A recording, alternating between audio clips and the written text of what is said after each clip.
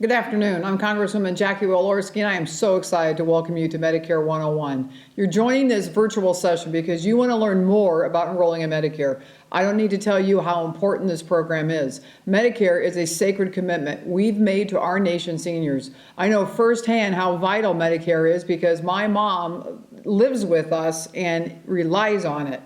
That's why I've introduced a bipartisan bill to simplify the overly complex Medicare enrollment process and improve education and outreach. The Beneficiary Enrollment Notification and Eligibility Simplification Act would protect seniors from unnecessary late enrollment penalties, gaps in coverage, and unexpected health care bills. I hope Congress passes these bipartisan reforms soon. I also believe that part of keeping our promise is providing Hoosiers like you the information and assistance that you need free to secure benefits you deserve. As we approach this year's open enrollment, which begins October 15th and runs through December 7th, it's important that you understand the basics of the Medicare program and have a chance to ask questions and get answers from experts, all free. I am so glad you're here today.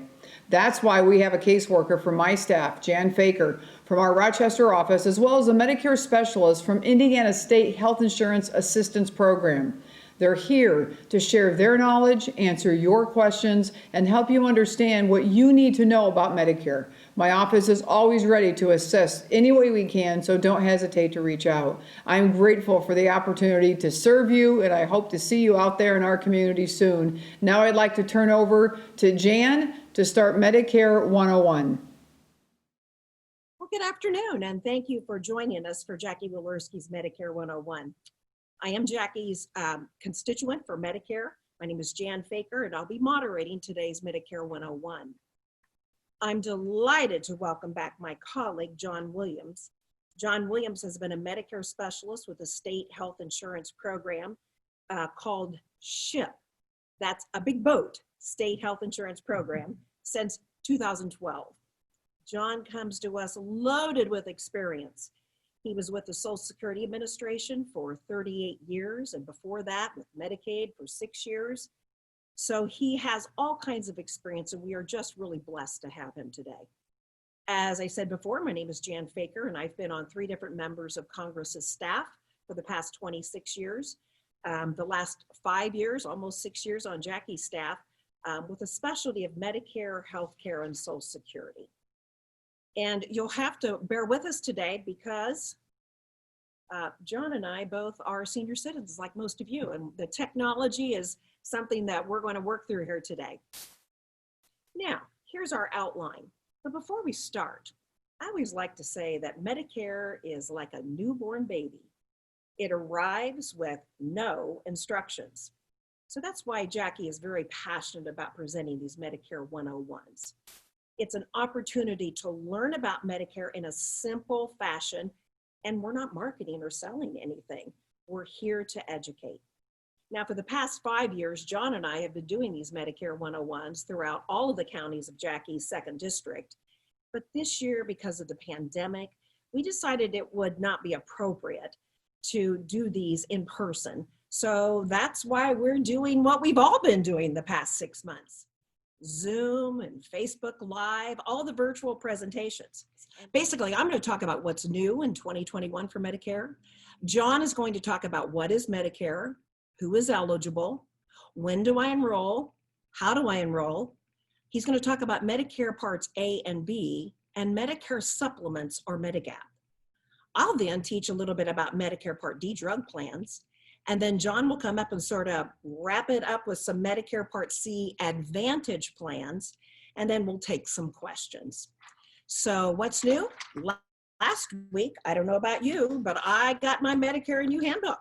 The CMS, that's Centers for Medicare and Medicaid Services, that's Medicare, began sending out the Medicare and You handbook. I call it the Medicare Bible. Although not written by the hand of God, it is inspired by government experts. And you can get all the answers to your questions in the Medicare and You handbook. But let's face it, usually when John and I do these presentations, we always ask, who really reads all 125 pages of that?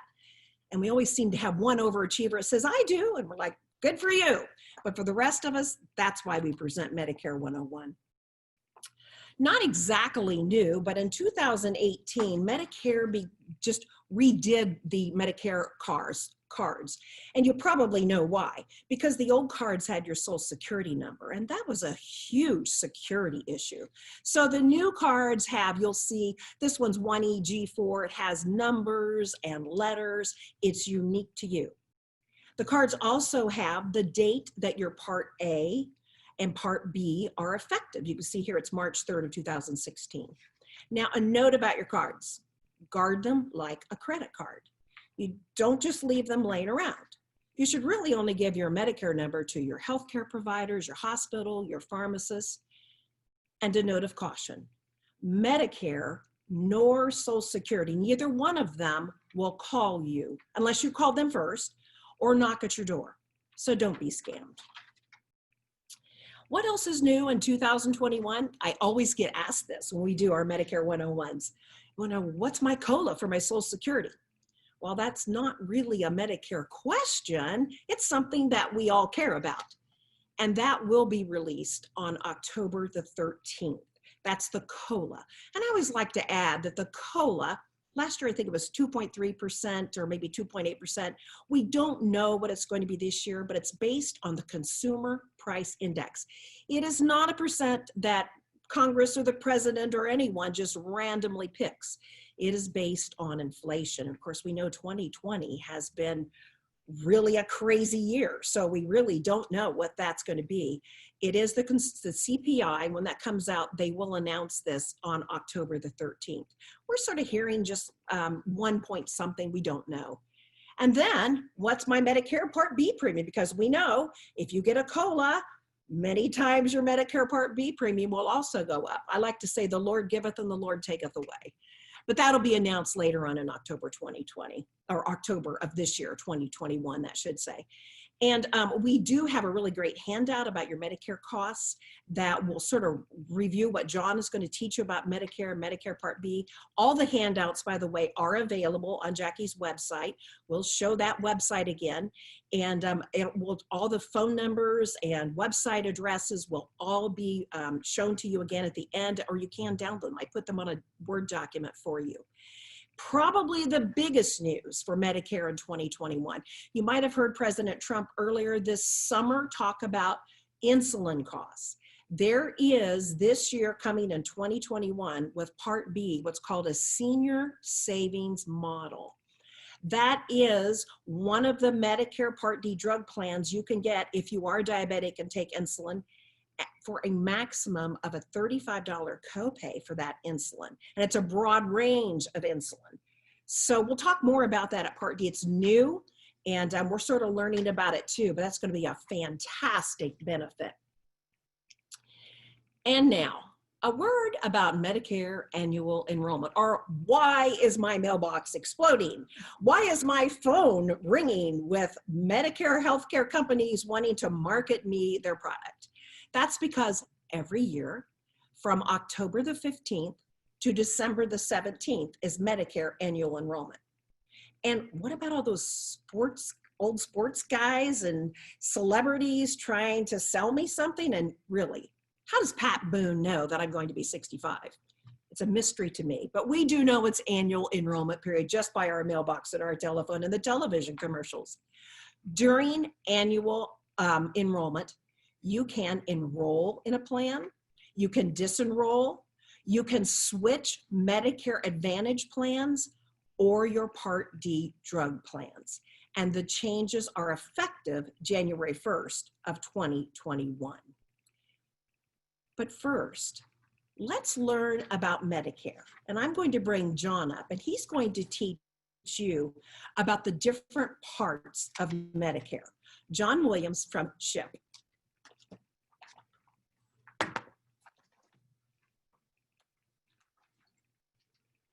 Well, thank you, Jan, for all that wonderful information and for the kind introduction. And I want to thank Congresswoman Jackie Walorski for letting me participate in Medicare 101 in her district again this year. I appreciate her willingness to help you folks out to learn more about Medicare. I think most of you know what Medicare is. I don't think I have to tell you, but in case there is someone that's not clear on it, Medicare is federal health insurance, and it does include hospital and medical and drug coverage. Now, who's eligible for Medicare? Well, to start out with, I think we need to explain that it's only available to US citizens or people who have legally resided in the United States for the past 5 consecutive years.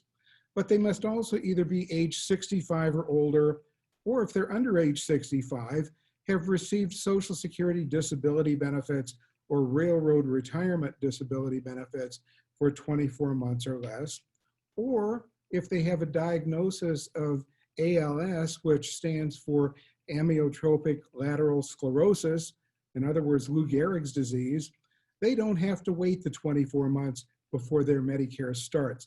They begin their coverage as soon as their disability payments start. And then Medicare is also available at any age to people with a diagnosis of end-stage renal disease. In other words, people who need a kidney transplant or need to be on kidney dialysis.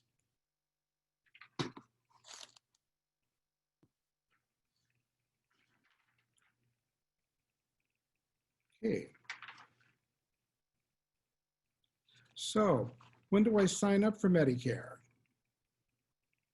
Well, there's several opportunities, and your first chance to enroll is called your initial enrollment period. That's a 7-month period of time that starts 3 months before you turn 65. It includes your birthday month and ends 3 months after your birthday month. That's your first opportunity and your best opportunity to enroll in Medicare. If you enroll in Medicare before you turn 65, your coverage actually starts the first day of your birthday month. But if you wait until your birthday month or later to enroll during that initial enrollment period, your Part B coverage doesn't start until 1 to 3 months afterward, after you apply, depending on how long you've waited to enroll. Now, you already may know that some people are automatically enrolled in Medicare without having to even lift a finger. Those are people who are already receiving Social Security benefits when they turn 65, for example, or those that have received Social Security disability benefits for 24 months. Now, if you're under age 65, you do have to wait the 24 months of receiving Social Security or railroad disability benefits before your Medicare starts, unless you've got ALS, Lou Gehrig's disease, amyotrophic lateral sclerosis. And in those situations, Medicare starts the first month that you receive the disability benefits from Medicare, or from Social Security, excuse me. Well, if you need to enroll in Medicare, how do you go about enrolling? Well, that has to be done through the Social Security Administration. And unfortunately, at the present time, Social Security offices are not open to the public. That means you can't walk in your Social Security office or set up an appointment to go there to apply for Medicare. So you have 2 other options. You can contact or call Social Security at 1-800-772-1213. They're open Monday through Friday, 7 a.m. to 7 p.m. to set up an appointment to apply for Medicare online, or pardon me, on the phone. Or you can apply online at Social Security's website. And we've shown the website address here. Excuse me, our recording device keeps dropping down here. Social Security's website is www.ssa.gov. And if you want to go directly to the place where you would enroll in benefits, after the gov, the GOV, you'd put a /mark benefits /mark Medicare. Now, if you apply for Medicare before your 65th birthday month, you should get your Medicare card in the mail and plenty of time so that you have it at the beginning of the month that your Medicare will start. Some people say that Medicare is a lot like alphabet soup. And I guess that's because they both have letters in them. Well, most of you have heard that there's different parts of Medicare, And in this situation, there are 4 parts. Part A, hospital insurance. And by the way, Part A only helps pay for inpatient hospital stays. It does not pay for observation status stays. But Part B of Medicare, the medical insurance part, covers doctor's charges in or out of the hospital, things like emergency room services, ambulance services, observation stays in the hospital, etc. Part C is another name for an Advantage plan. And then Medicare Part D is the drug coverage under Medicare. Remember, Medicare is a type of insurance, and there's some terms that most insurance policies and companies use. We want to make sure that you understand what they are. The one is a premium. That's the fixed amount that you pay every month for your health insurance or other insurance, including your Medicare Part B. Now, in some situations, your Medicare Part B premium would come out of your Social Security benefit if you're getting it. If you don't get Social Security, you'd have to mail or send your Part B Medicare premiums directly into Medicare. And then, of course, if you enroll in a Medigap policy, which we will talk about, or an Advantage plan perhaps, or a Medicare Part D drug plan perhaps, and we'll talk about those later, you may need to send in your premiums for that coverage directly to the insurance company that offers those plans that you enroll in. A common term here is out-of-pocket maximum. That would be the maximum amount you pay during a policy period, which would generally be once a year. And after you reach the out-of-pocket maximum, your plan typically would pay 100% of its covered services for the rest of the year, but that does not include your premiums. You'd still have to pay your own Medicare plan premiums, Advantage plan premiums, for example, separately from the out-of-pocket max. Another item or another term that we hear commonly is a deductible. And that's a set amount you pay out of pocket each year or each benefit period before your plan begins to pay. 2 terms that are fairly similar here in most people's minds are coinsurance and copay, but there's actually a difference. A coinsurance is the cost you and your health insurance plan pay on a split percentage basis, such as you pay 20% and the plan pays 80%.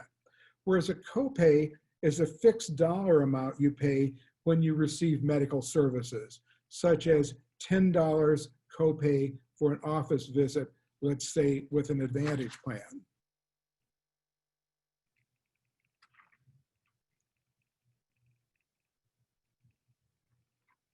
And I apologize here, I had not advanced the slides here properly.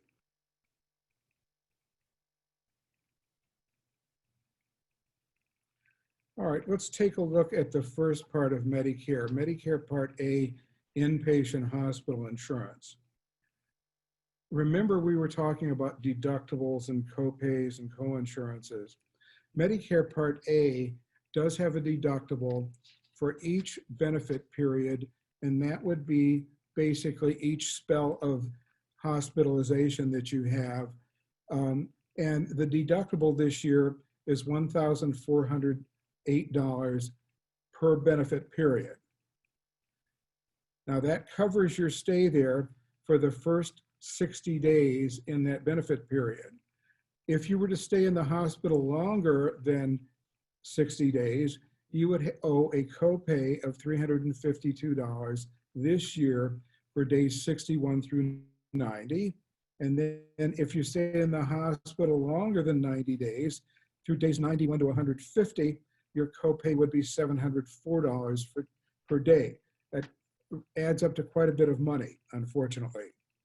That's why a lot of people like to buy Medigap policies, because that will help to pay that deductible and the copays under Medicare Part A if you choose to enroll in a Medigap policy, and we will talk about that in a moment.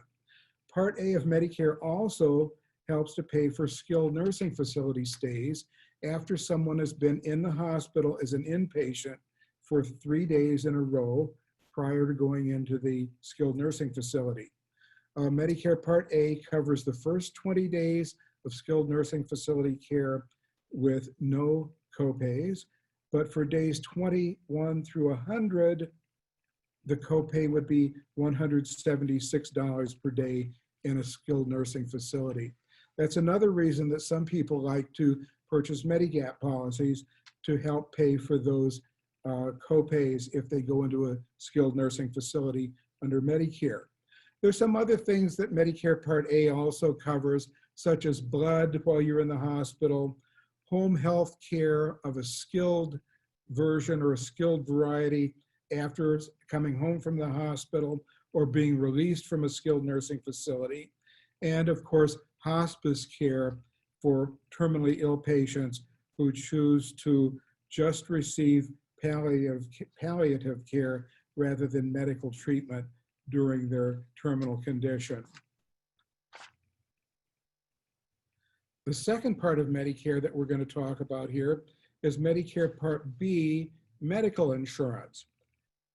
Part B helps to pay for doctor's visits in or out of the hospital, outpatient hospital services such as emergency room care and observation status care while in the hospital, some home health care of a skilled nursing variety after one leaves the hospital or in another setting, durable medical equipment like canes, walkers, wheelchairs, oxygen, diabetic supplies, things of that nature, lab tests of an outpatient on an outpatient basis, such as blood work, for example, and the wonderful preventive services that Medicare Part B has, such as the annual wellness visits, the screenings for different illnesses, and specific shots or vaccinations that are covered under Part B. There is a deductible for Part B of Medicare, and that's an annual, a yearly deductible. This year, the deductible is $198. But after that, Medicare has a co-insurance. Medicare pays 80% of its approved charges for medical treatment under Part B, and you, the patient, would pay the additional 20%. That's another good reason that some people decide to buy Medicare supplements or Medigap policies to cover that copay of co-insurance of 20%.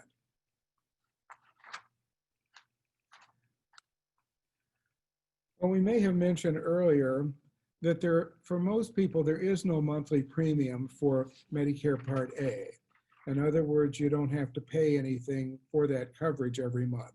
However, Part B of Medicare does have a premium, a monthly premium of $144.60. And some people who have Medicare Part B, if their income is high, will have to pay an additional amount added onto their premium. And the threshold for that is for an individual, a single individual, if their annual income, and that's their modified adjusted gross income, is more than $87,000, they would have to pay more than $144.60 per month for their Medicare Part B.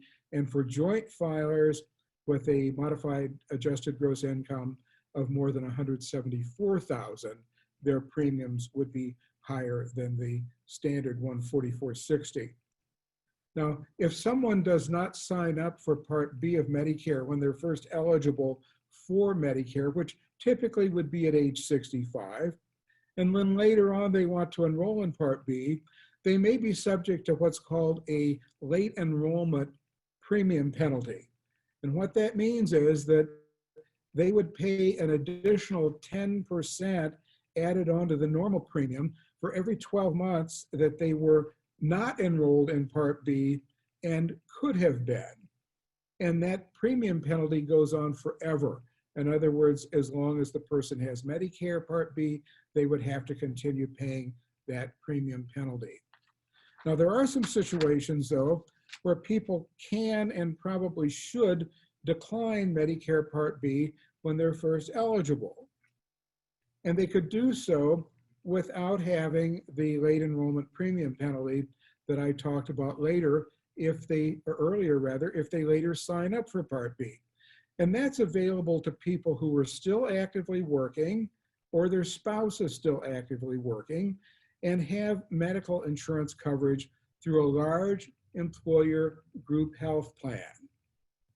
Now, we're not talking about a retiree plan here. We're talking about a plan offered by an employer based on an employee's active work and coverage with a large employer. Those people typically don't need to sign up for Medicare Part B because Medicare would be secondary payer to the large employer group health plan. But later on, they can enroll in Part B, such as when they retire, for example.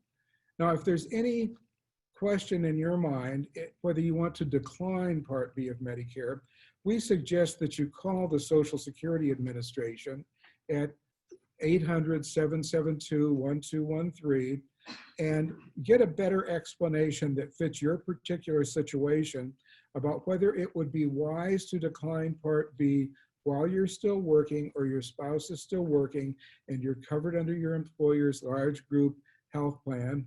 And I think that would just be prudent advice. It might also be good advice to ask your employer for what they call evidence of coverage if you're still working and covered by their plan, in case there should be any question later that you had that coverage. Now, when you do retire, or if at any point you lose your employer group coverage while you're still working, you have an 8-month window of opportunity to again enroll in Medicare Part B without any late enrollment premium penalty and any delay in getting the coverage started.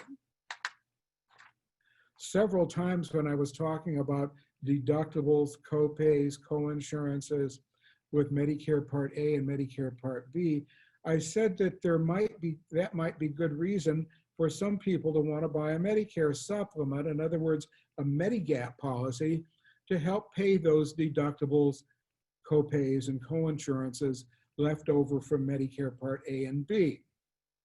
Well, those Medigap plans are not actually offered by Medicare. They're offered by private health insurance companies. Okay? And there are approximately 36 private health insurance companies that offer and sell Medicare supplements, in other words, Medigap policies, to people who live in Indiana. Becomes a little bit overwhelming for some people. So the State Health Insurance Assistance Program, SHIP, of which I'm a part, is a part of the Indiana Department of Insurance. And the Department of Insurance has a website where you can look to see how much the different insurance companies charge for the Medicare supplements. In other words, what their premiums are for Medigap policies. The website is www.idoi.in.gov/Medigap. When you go on that website, it doesn't ask for any personal information. However, it does ask for your age and your zip code and the type of plan you want, and we will look at those plans in just a moment, and whether you use tobacco products as well as your gender. And then the software associated with that website lists out the different insurance companies that offer the plan you've identified based on the premiums they charge. All the insurance companies that offer that plan offer exactly the same benefits. The only difference between them will be the premiums, in other words, the amount they charge their consumers for that coverage every month. A wise consumer will probably not want to pay any more in the form of monthly premiums than what they have to. Now, we encourage you to download off of Jackie Walorski's website the handouts that we have today, including this one, which is also page 72 in your 2021 Medicare and You book. It shows the different Medicare Medigap supplements that are available. some people become confused because the Medigap plans are also labeled by letters, much like the parts of Medicare are labeled by letters. In other words, there's Medigap plans A, B, C, D, F, G, K, L, and M and N, excuse me. And then of course, there are the Medicare parts A, B, C, and D. If you look at the chart on page 72 of your Medicare and You book for 2021, or you download this handout from Jackie Walorski's website, you can see what each of those lettered plans covers so that you can better compare what one offers compared to what the others offer. When people get ready to enroll in a Medicare supplement, the best time to do it is around the time that they're both 65 and their Part B starts. At that point, they have a guarantee issue period that lasts for 6 months where they can buy any Medicare supplement from any Medigap policy company that offers them with guarantee issuance. In other words, they ignore pre-existing health conditions. But if you wait after that 6-month period of guarantee issue rights is over, then very likely the insurance companies will medically underwrite any new applicants for coverage, and they do have the right to refuse to sell a policy to an applicant based on pre-existing health conditions. The Affordable Care Act that started in 2010 largely did away with pre-existing health conditions for employer plans and other health insurance plans, but that did not carry over to the Medicare supplement plan industry. So they are still allowed to medically underwrite people before selling them a Medigap plan if the person is outside their 6-month guarantee issue period that starts at the point that they both are age 65 or older and are enrolled in Medicare Part B. Therefore, we advise people to pick the Medicare supplement level that you think you're going to want to use for the rest of your life. Because if later you decide you wanted a different level of coverage, you might not be able to change the level of coverage. In other words, get a new policy, either from your original Medigap policy company or another insurance company, if you've got pre-existing health conditions that the insurance companies don't like based on your individual case. And because those premiums are likely to go up on those Medigap policies as people get older, we also suggest that people select an insurance company to buy their Medicare supplement Medigap policy from that they think they're going to want to use for the rest of their life. Because again, there might not be the opportunity to change that company later based on pre-existing health conditions. So Jan Faker is telling me that it is now time for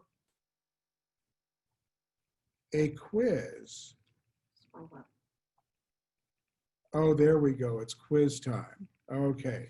So Jan, you have a quiz to give these fine people, right?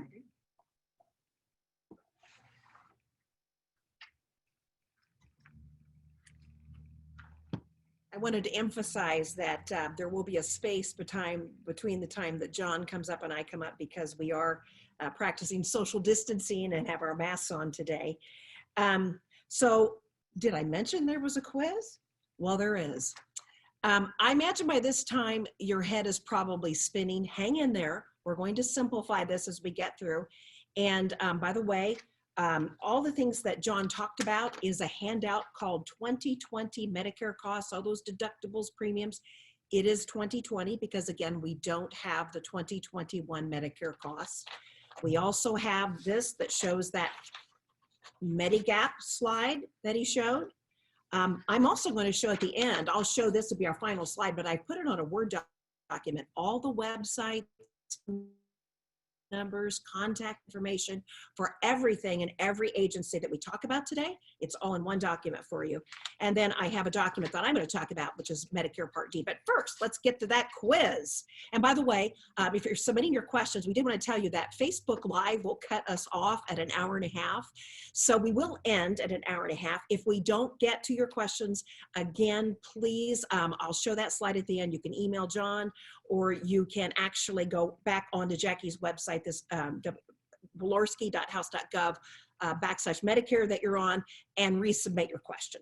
And we will get those questions answered for you. In fact, many of them, if they're too hard for me, I will definitely have John get in contact with you. So let's have a little quiz here.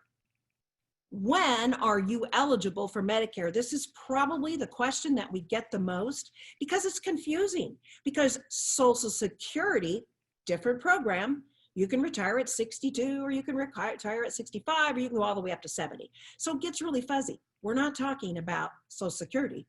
We're talking about Medicare. So lock in on this. Medicare age 65. Medicare age 65. And unless, of course, you fall into the categories that John talked about, if you've been on Social Security disability for 24 months or ALS. Medicare age 65. You want to enroll in your initial enrollment period 3 months before your 65th birthday, the month of your 65th birthday, and 3 months after your 65th birthday. Notice how I've emphasized 65. We get that a lot because it's confusing. So that is your 7-month initial enrollment period. If you're not actively working and you want to take Medicare, you need to contact Medicare if you're not already on benefits during that initial enrollment period, so you can get that guarantee issue if you want a Medigap that will not look at pre-existing conditions. So important, and that's why it's important that you're watching this, so that you can make those decisions, because they're lifelong decisions. As John said, you really want to find the Medigap company that you feel comfortable to stick with for the rest of your life. Next question. What is Medicare Part A? When we do these live, we get lots of answers. But I bet you all said hospital insurance. That's right. And it does pay for other benefits. One of the great benefits is up to 100 days in a skilled nursing facility rehab, a wonderful benefit. So Medicare Part A, hospital. I bet you know the next question. What is Medicare Part B? What is Medicare Part B? If you all said medical insurance, doctor's visits, outpatient services, think of that as outpatient. Think more of Part A as the in the hospital. Okay, so all your outpatient services are Part B. And by the way, John didn't specifically say this, but vaccines are covered by Part B. And as we get the flu vaccine, it's covered by Part B. And as a COVID-19 vaccine is developed, it'll be covered by Part B. How do I enroll in Medicare? You know, we used to say you could just truck on down to your Social Security office, but they're not open now. Remember, Social Security administers the application process of Medicare. So in order to enroll in Medicare, you need to contact the Social Security Administration. You can do that by calling them and making a phone appointment, or you can apply online. And again, we will give you those numbers again at the end. But once you've enrolled in Medicare, you're done with Social Security as far as Medicare goes. They only do the enrollment process. From there, you deal with Medicare. And by the way, there's not a Medicare office. I get asked that a lot. Why are there not Medicare offices? You have a Medicare 800 number, and we'll talk about that, where you will do if you have any questions. How much does Medicare Part B pay? How much does Medicare Part B, a doctor's office, pay? 80% of Medicare's approved amount. So let's do an example. You go to the doctor, he charges you $100. Medicare says, oh no, we only approve $80. So Medicare Part B will pay 80% of that $80, which is $64. And who's going to pick up that other $16, the 20%? Well, you will, unless you have a Medigap or a supplement. What is a Medigap supplement? Well, we just answered that. It also picks up Part A deductibles and copays, because Part A, as John said, and again, you'll see that on handout that says 2020 Medicare costs and your co-insurances, and it pays for Part B, that 20%. So how do I buy a Medigap supplement? Did you say through health insurance agents?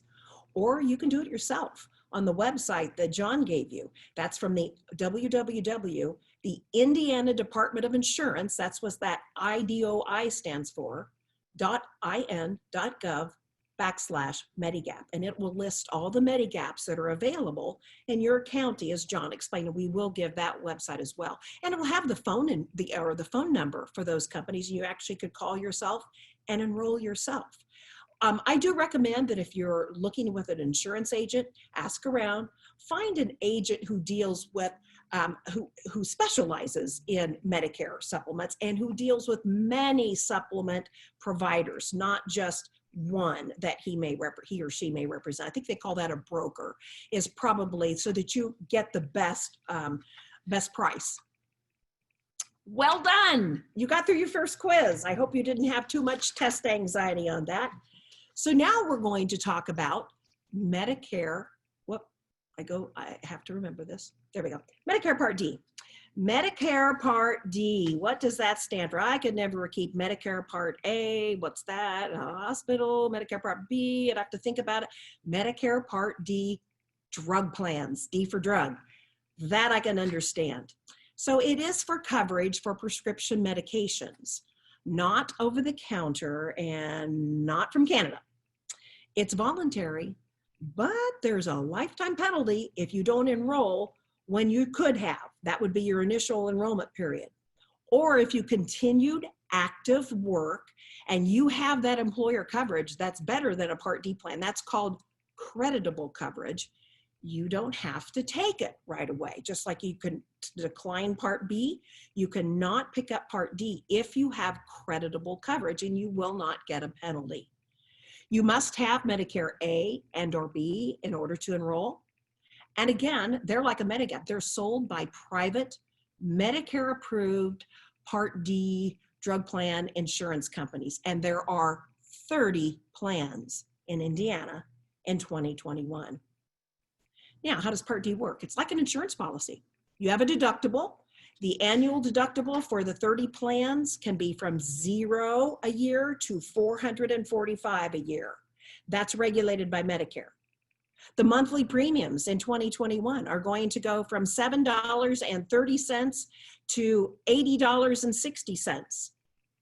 So if you see that the deductibles are between $0 and $445 and the premiums range from $7.30 a month to up to $80 some a month, what does that tell you?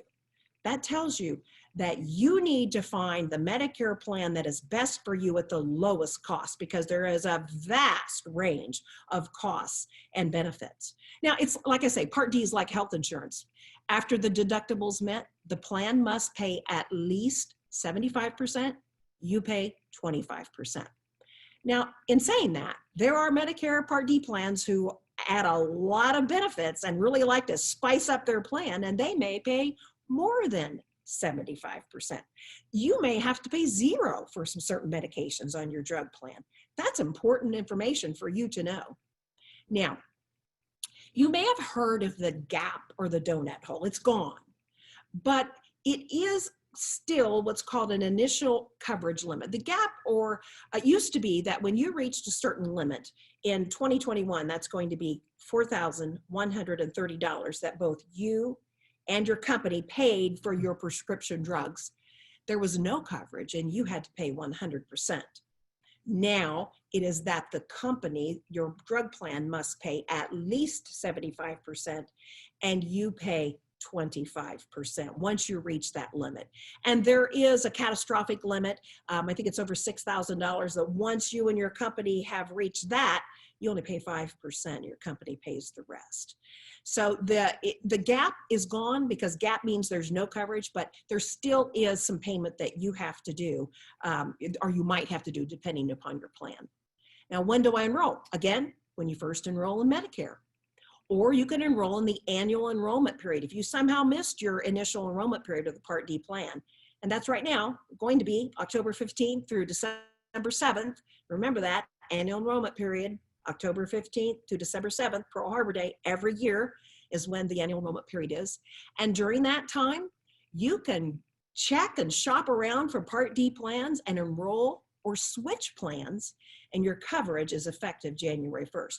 I always like to say, help my parents with their Part D plans. And every year I would shop and compare plans. And if I could find one that I thought was more cost effective, I switched them every year. You can do that.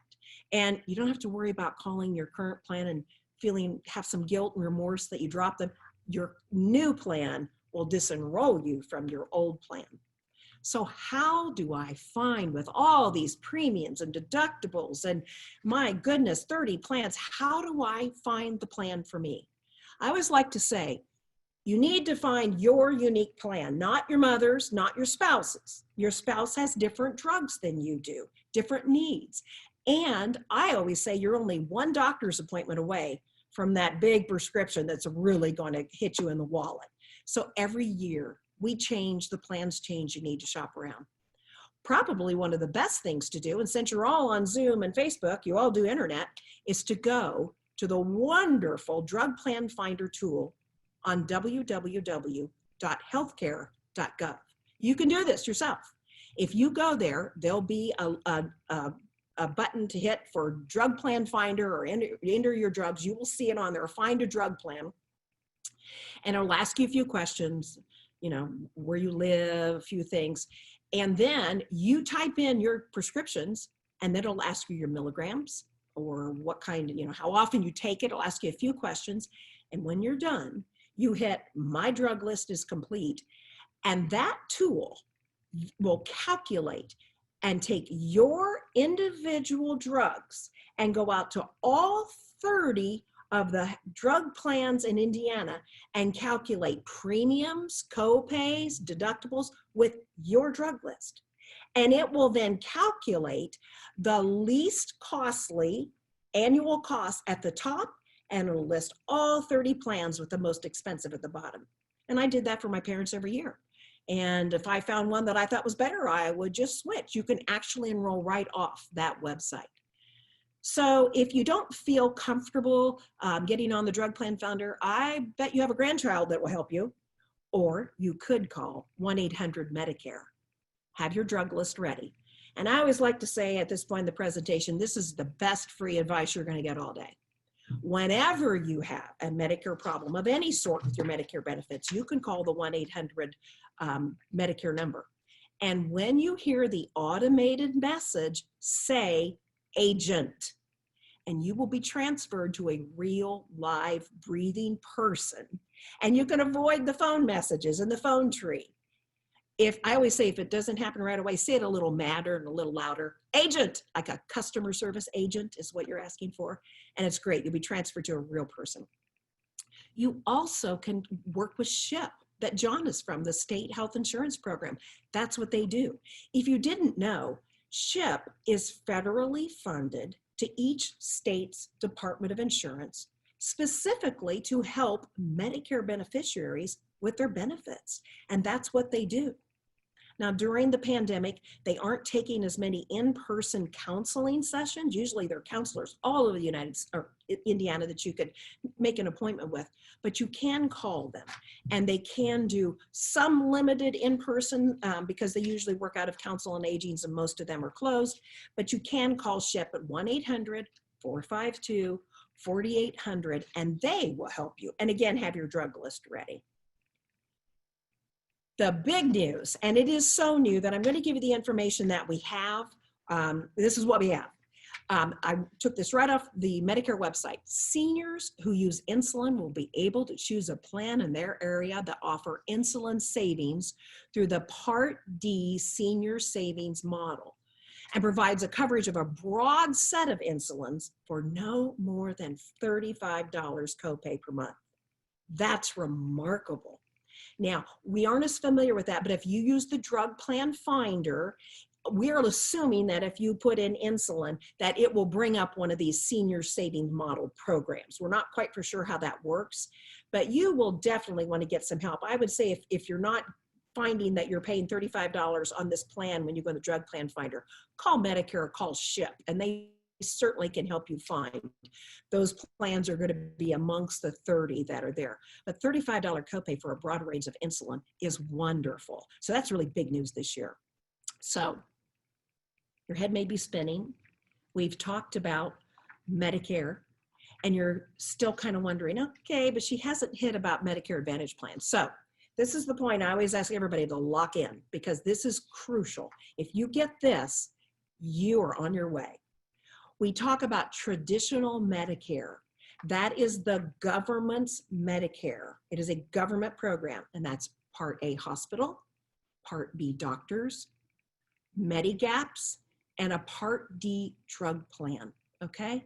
So if you were to take those 4 traditional parts of Medicare, the hospital, the doctor, the benefits of a Medigap, and a drug plan, and you were to bundle them up, and you were to take them out of the government program, Medicare, and give them to a private health insurance company, you would then have Medicare Advantage Part C plan. I'm going to do that again because it's so critical. Take the benefits of a Part A hospital, Part B doctor, a Medigap supplement, and a Part D drug plan, and put them all together, all 4 of them, and hand them over to, or put them under the administration of a private health insurance company. You would have a Medicare Advantage plan. Now, it is privatized healthcare, but they're highly regulated by Medicare. They offer the same benefits that Part A and they have to give you the same Medicare benefits. But there are advantages and there are disadvantages. Probably the biggest advantage is that the cost. Some of the monthly premiums are as low as $0 per month. So I'm going to bring John back up. He's the expert. He can talk to you about Medicare Advantage plans, and then we'll wrap it up and try to take as many questions as we can.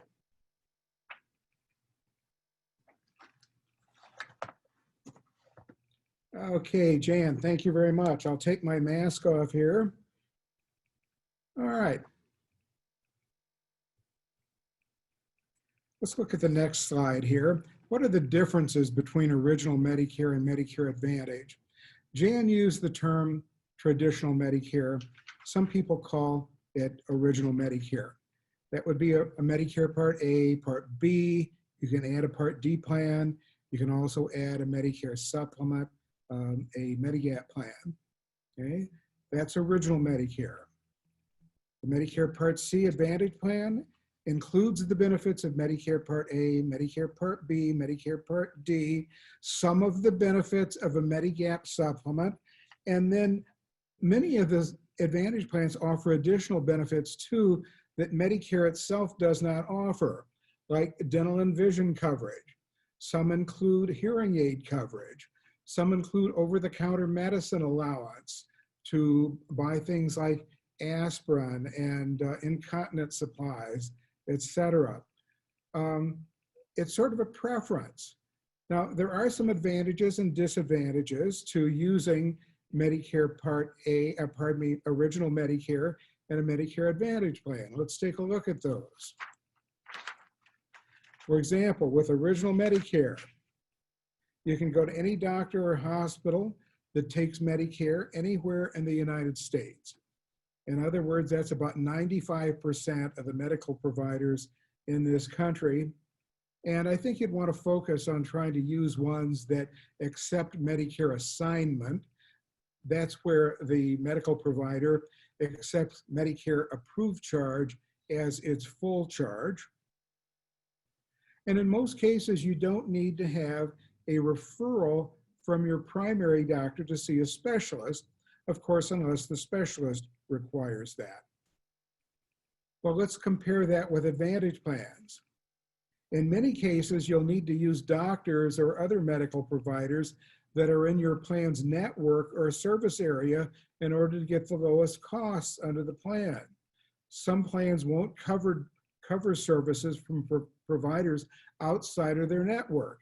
And if that were the case, you would be responsible for paying the whole bill yourself unless it was a true emergency. Okay?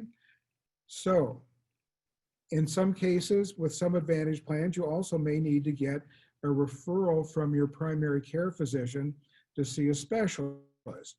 I think there's a big difference there in how original Medicare and Medicare Advantage plans allow you to receive your treatment from your doctors and hospitals and other providers.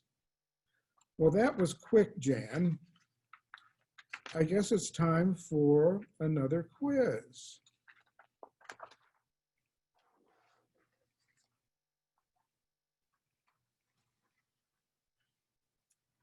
Thank you, John. I hope that it's beginning to make some sense now. Let's see, let's review. What's a Medicare Part D? Easy, right? You all remember. Prescription drugs, not over the counter, not from Canada. Medicare coverage for prescription drugs. How do I buy a Medicare Part D plan? Well, if you said from an insurance agent, or you can go to www.medicare.gov to that great drug plan compare, you can buy a Part D. And by the way, we talk a lot about SHIP because they are wonderful and they can help you. They do not help you to buy plans. They don't sell anything. That's the law. That's why they're so wonderful. They don't market anything. They're just giving you great advice and helping you understand your benefits. What is an Advantage plan? And I hope that by now the light bulb has gone off, that you understand the difference between an Advantage plan and original Medicare. Are you thinking? An Advantage plan combines Medicare Parts A, B, and D and some of the features of a Medigap, and it gives it to a private health insurance company. It is managed care. They manage your care. You do need to go to their HMO, their PPOs, you'll see networks, and those are all the things that you need to check to make sure that your doctor, your hospital are all in the networks or that HMO, however it is, you need to make sure it works for you. And it could be a great advantage or a disadvantage.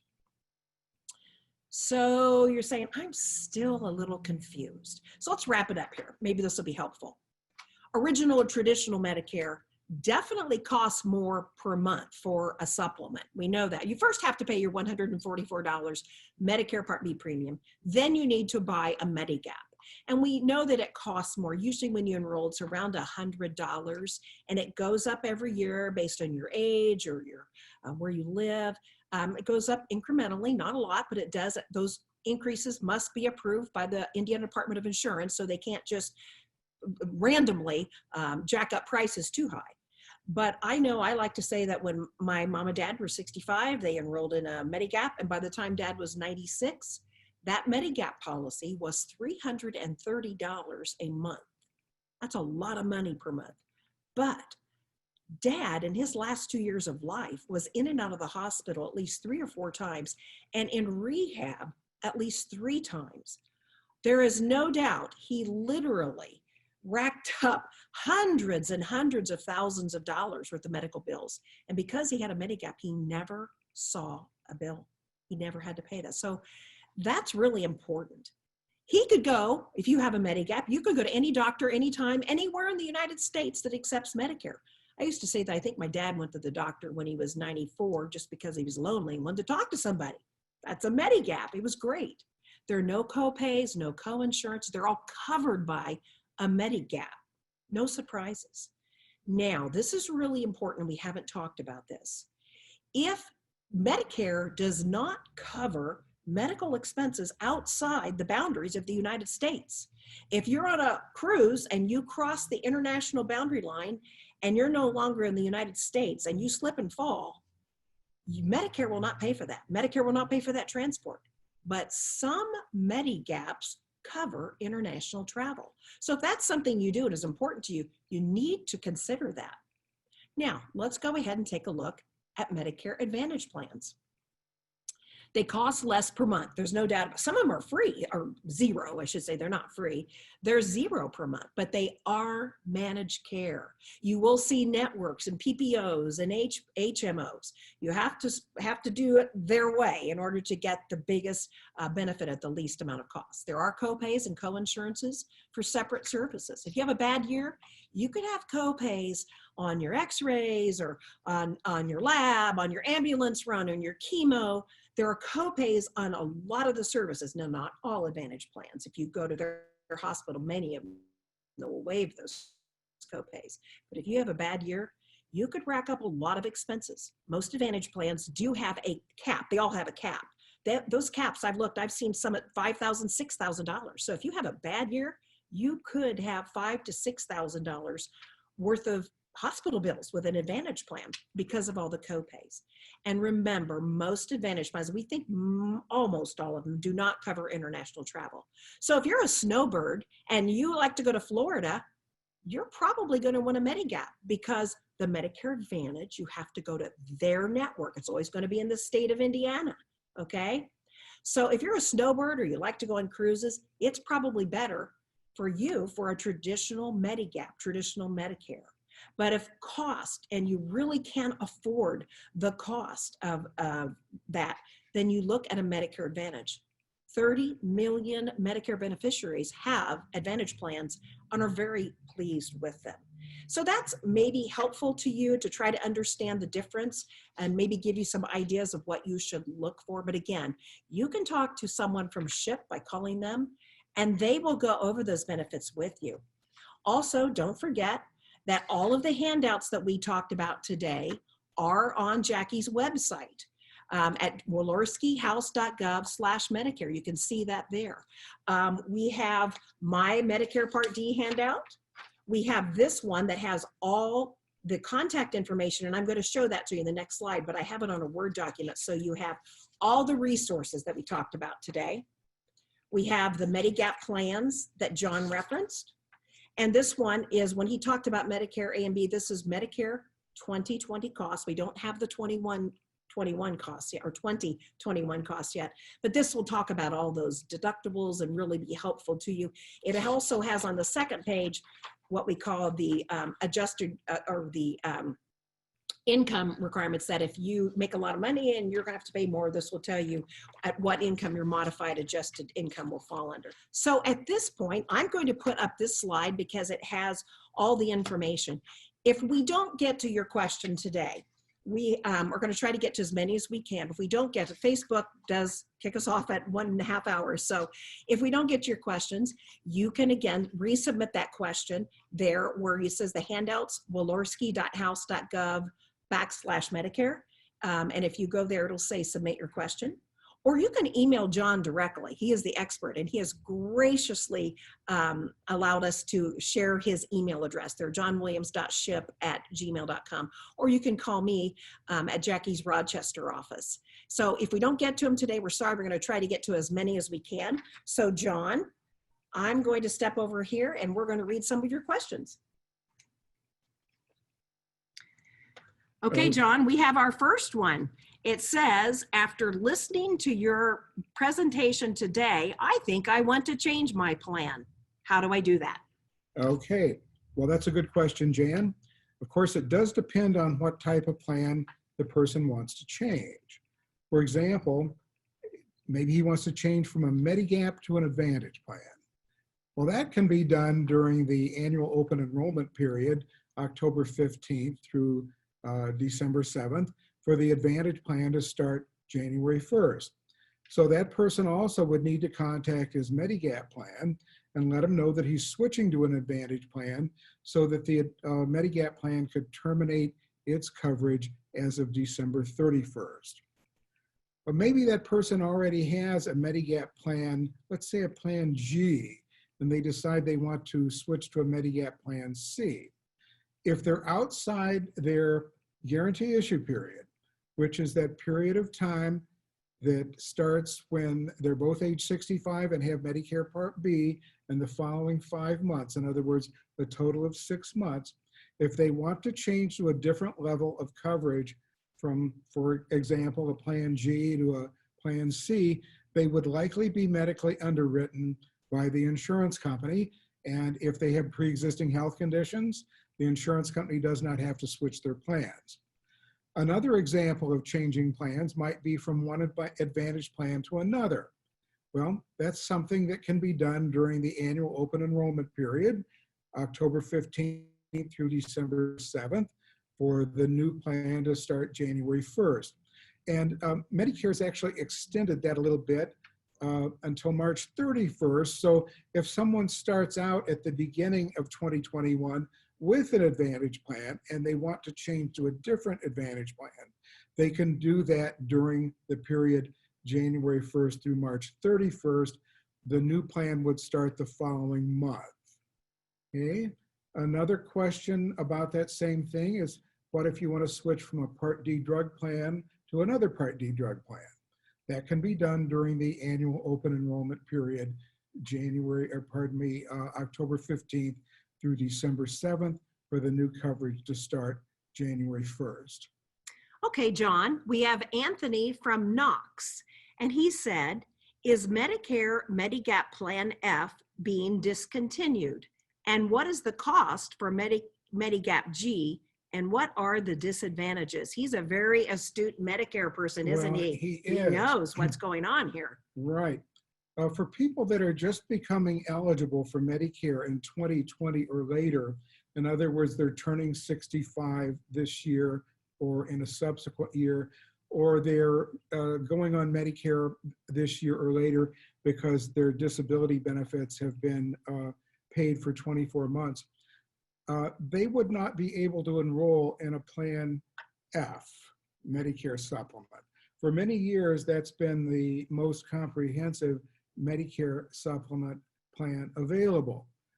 The Plan G now replaces that for most people that are just going into Medicare. And the Plan G is very comprehensive also, but it does not cover the Part B annual deductible, which this year is $198. Typically, the premium for the Plan G is cheaper than the Plan F by more than $198 a year. So it doesn't make sense for most people to even think about buying a Plan F if it is available to them. It's only being discontinued for people who are new to Medicare starting this year or later.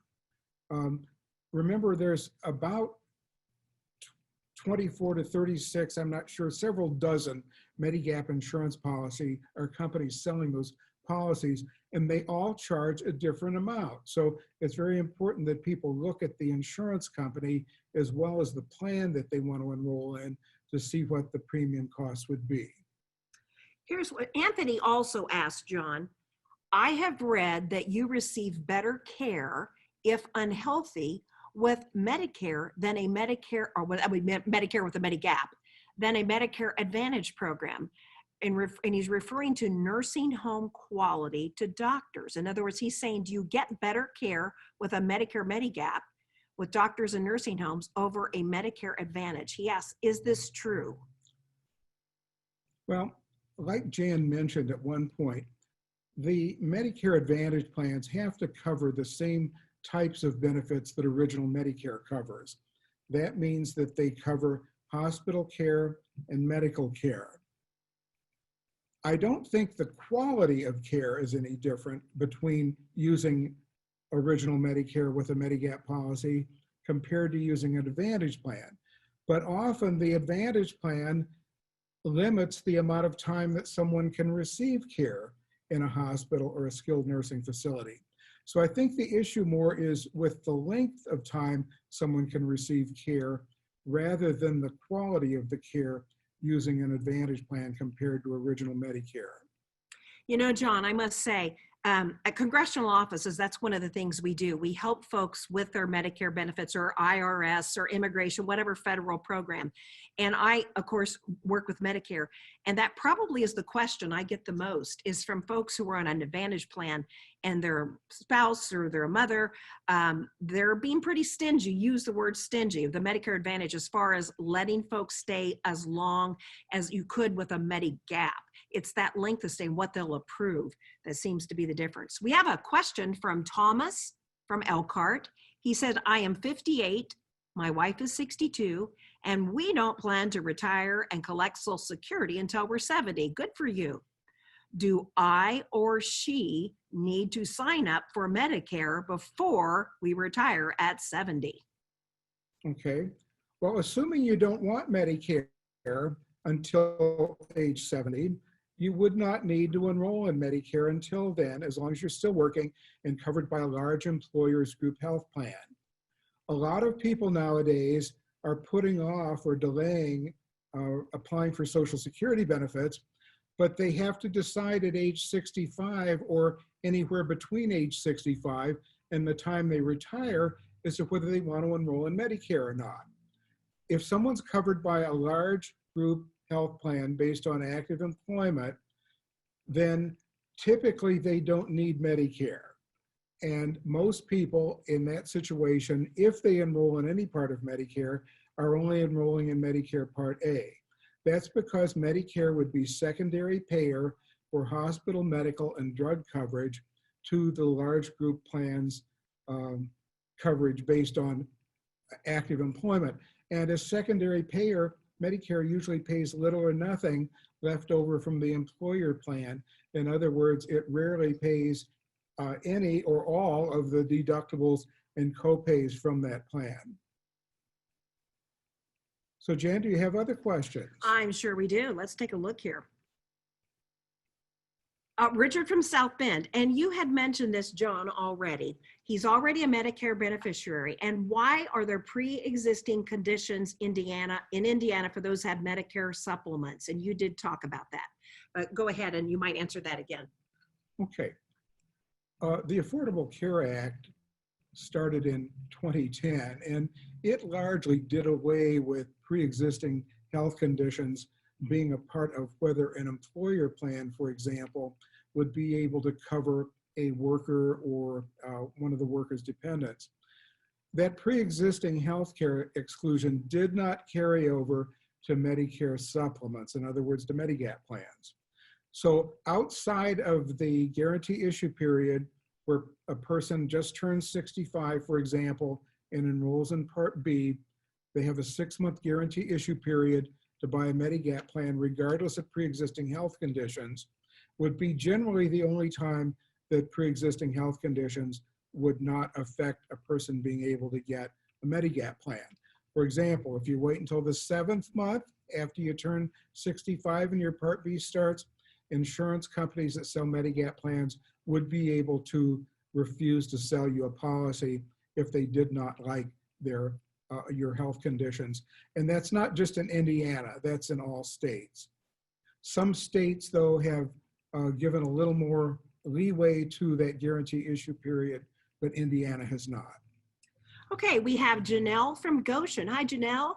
Can I sign up during the open enrollment period in October if I don't turn 65 until January? Great question. Okay. Well, Janelle, if you're turning 65 in January, you don't need to be concerned about the annual enrollment period for Medicare Part D or Advantage plans.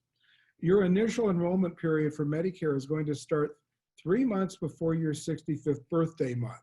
So if we count backward from January, we would have October as being the first month of your initial enrollment period. If you want your Medicare Part B to start in January, you would need to enroll in Medicare between October 1st and December 31st. If you wait until January 1st or any of the following 3 months, your Part B coverage would be delayed by anywhere from 1 to 3 months after you apply. So Janelle, I think really it's very easy to get that confused. You're asking about the Medicare enrollment. That is different from the open enrollment or the annual enrollment. Annual enrollment is where you can check and shop for Part D plans or switch Advantage plans. So you're looking at your initial enrollment period at 65, 3 months before, the month of, and 3 months after. Rick says, I understand that some Medicare Advantage plans now include coverage for assisted living. Can you comment? Well, this is news to me. It's news to me too, Jan. I have not heard that. So, Rick, if you can give us some more details on that, Jan and I would love to hear about it. That's something new to us. And he asks a follow-up question.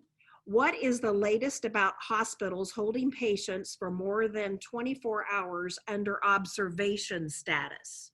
Okay.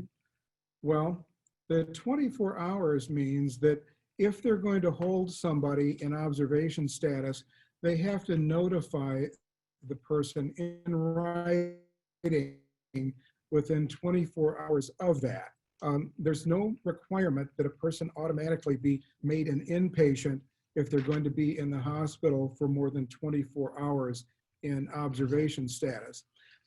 So I think maybe, again, you're thinking about something that's a little different than what the observation status rule states. Oh, here's a great question from Leslie.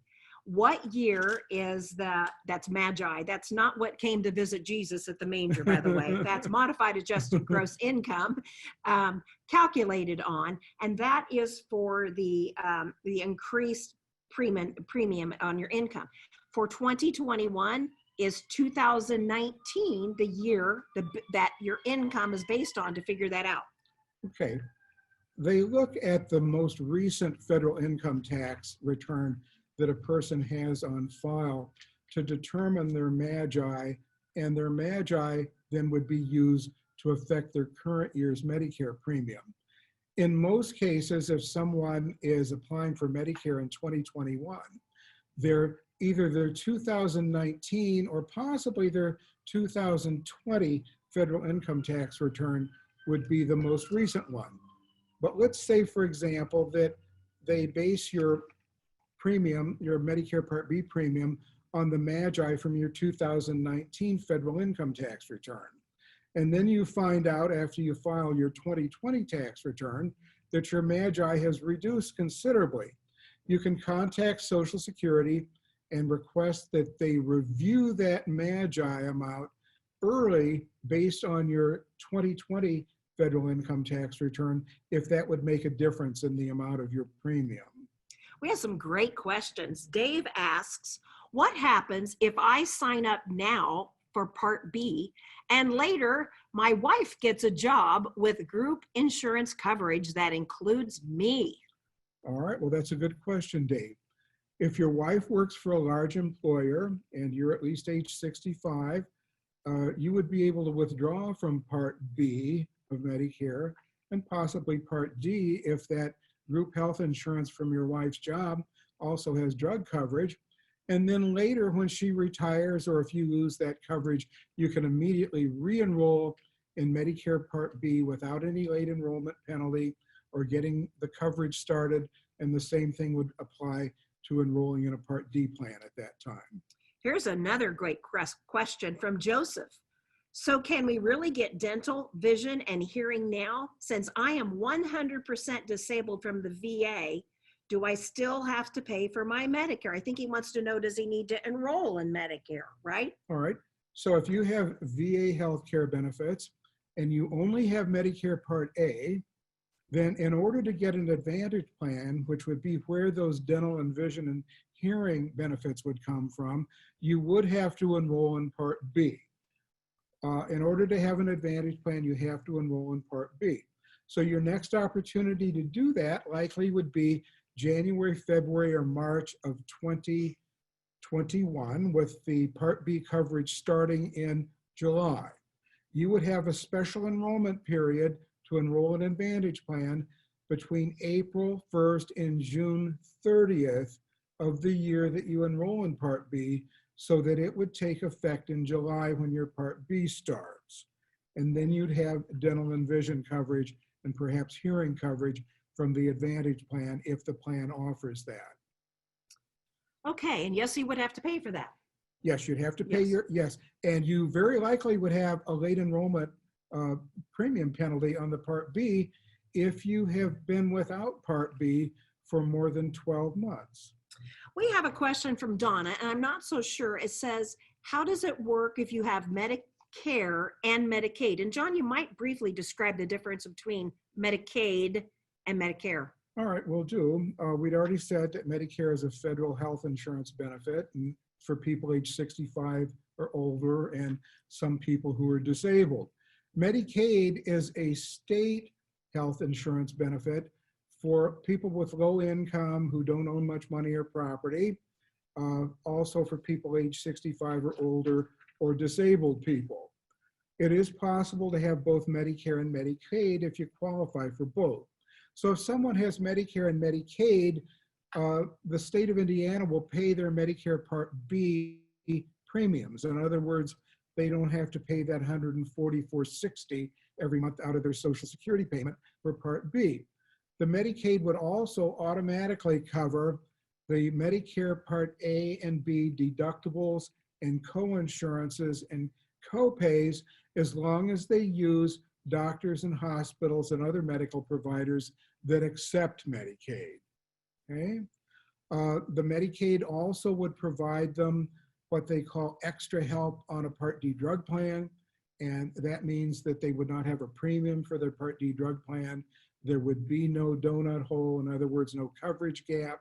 There would be no deductible in the Part D drug plan, and the co-pays for the drugs would be very inexpensive compared to what they would normally be. Okay, we're getting one last one in, or maybe that was the last one. I think that was the last I one. think that was. Okay, Oh, here here we go. just popped up. Oh. Someone asked, and they didn't give us their name. They said, what plan does John plan on getting? All right. Well, just so that you know, and I think you probably already do know, because I worked for Social Security for a long time, I'm a retired federal employee, and I carried my federal employee health benefits into retirement with me. It serves as my Medicare supplement. I do have original Medicare, and it also provides what they call creditable drug coverage, which means that I don't need a Part D drug plan. It also helps to pay my Medicare Part B premiums, would you believe? It sends money to me every year to help pay my Part B premiums. I've signed up for some additional dental and vision coverage through that plan. And oh, by the way, it provides a free hearing aid to me if I need one. So I'm going to hang on to that as long as I can afford to pay the premiums. The premiums are sky high, as you might expect. They're not free. I've often told people that if I can't afford to pay the premiums on that, at some point I may consider enrolling in an Advantage plan.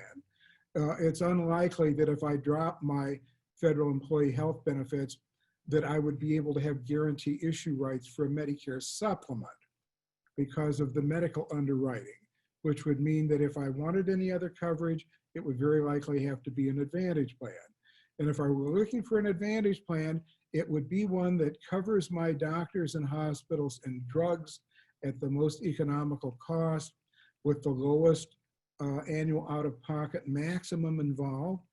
And do you think that's a thorough enough answer there, I think Jen? so. One thing I don't think you mentioned, John, was that Advantage plans do not medically underwrite, correct? That is correct. And that's a good point, Jan. Advantage plans do not medically underwrite. Now, currently, still in 2020, if you try to enroll in an Advantage plan to use this year, they would not be allowed to enroll somebody who has end-stage renal disease. But starting in 2021, they can, which means that there's an awful lot of people that have been without a Medicare supplement because they couldn't pass the guarantee issue, the medical underwriting if they had end-stage renal disease, who will now be able to buy an Advantage plan if they want one, okay?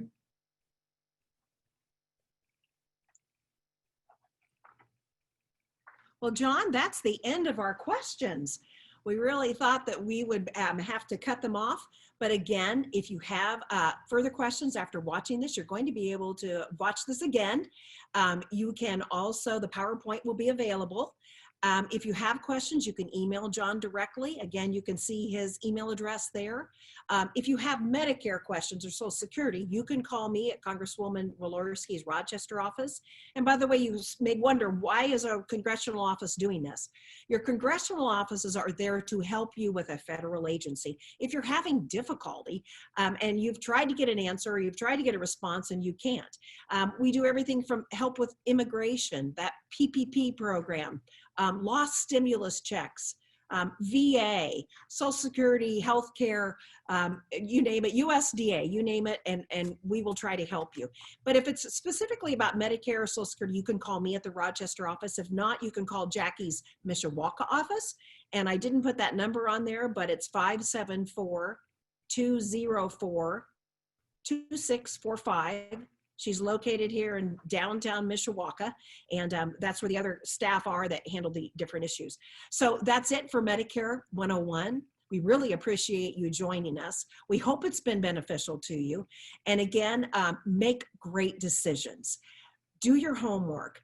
Listen to this again and know that knowledge of Medicare is empowerment, because those decisions that you make will be lifelong.